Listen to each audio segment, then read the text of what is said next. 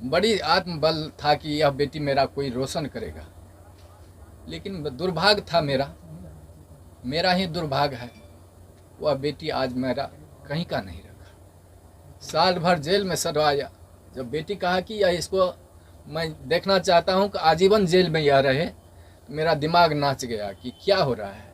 आरती के पिताजी आप जेल से बाहर आ चुके हैं और अपने ही बेटी के आरोप में जेल आप गए थे, क्या कहिएगा? मैं यही कहने के लिए चाहता हूँ, बेटी हो या बेटा हो, माँ पिताजी गांव समाज के लोग सबों को समान दर्जा देने के लिए चाहते हैं, किसी को बड़ा और किसी को छोटा नहीं। उसी के हैसियत से मैं भी बेटा और बेटी, 4 बेटी 3 बेटा था, 2 तो छोटा छोटा है।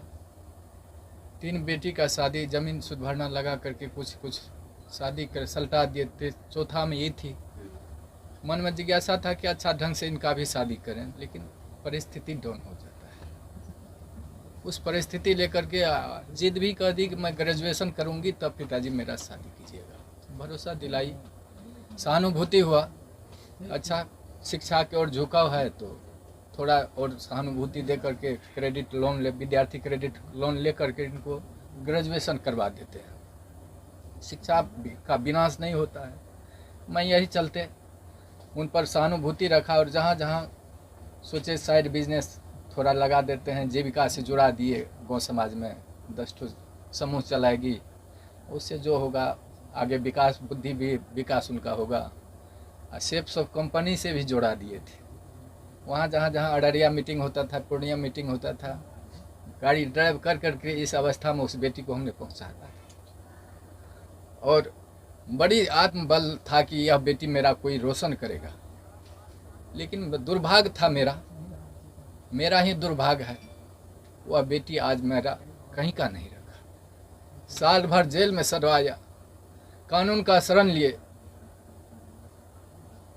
लोअर कोर्ट रिजेक्ट किया, जज साहब, वकील साहब, हाई कोर्ट में बेल फाइल किया गया, लेकिन सत परेशान होता है,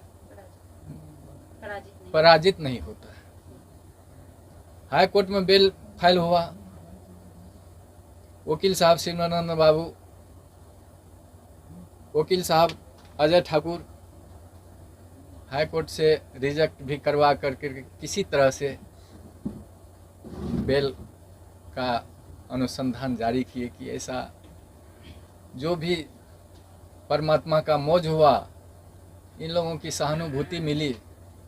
आज साल भर भी जेल से में भी शिवनंदन बाबू की सहानुभूति वर्णन नहीं हो पाता है।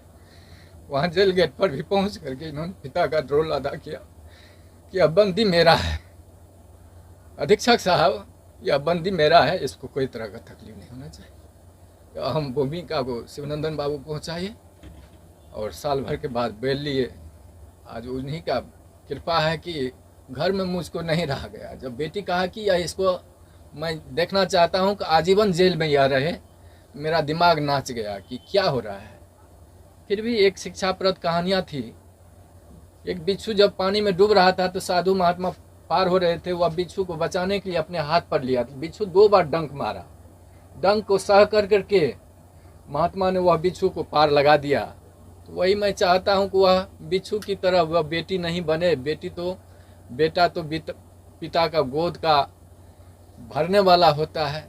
जहाँ कहीं भी वह बेटी रहे, अपना जीवन जीविका चलावे। और मैं क्या बोल सकता हूँ वह पिता के दर्जा में।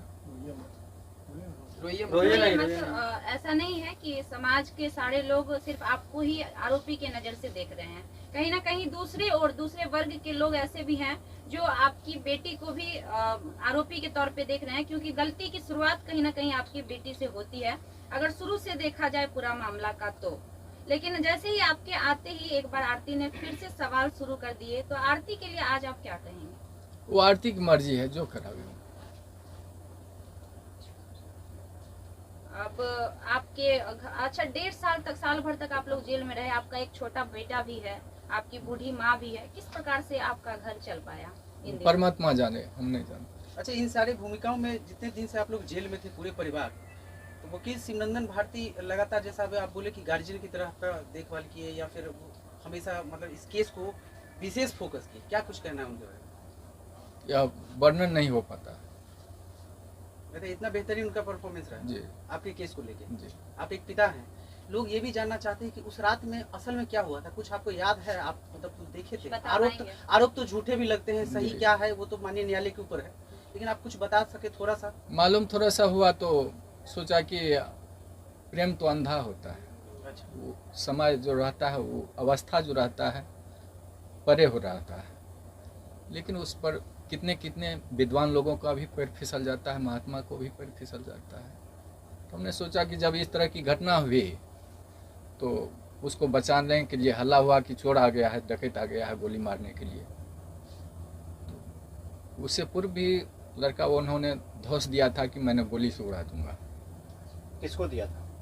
पवन यादव को, मेरे बेटा रविकांत को, अच्छा। गोली से उड़ा दूंगा, बचने के लिए नहीं दूंगा। उस पीरियड में उन्होंने घर में पकड़ाया तो हल्ला हुआ कि डकैत आ गया, डकैत आ गया। डकैत के दरमियान में पहचाने उसको तो कहा देखे मेरा जात भाई है, बच्चा है, पैर फिसल गया। उसको बचाने के ख्याल से मैंने घर में बंद किया और उस दरमियान में कैसे उसका मौत हो गया हम लोगों को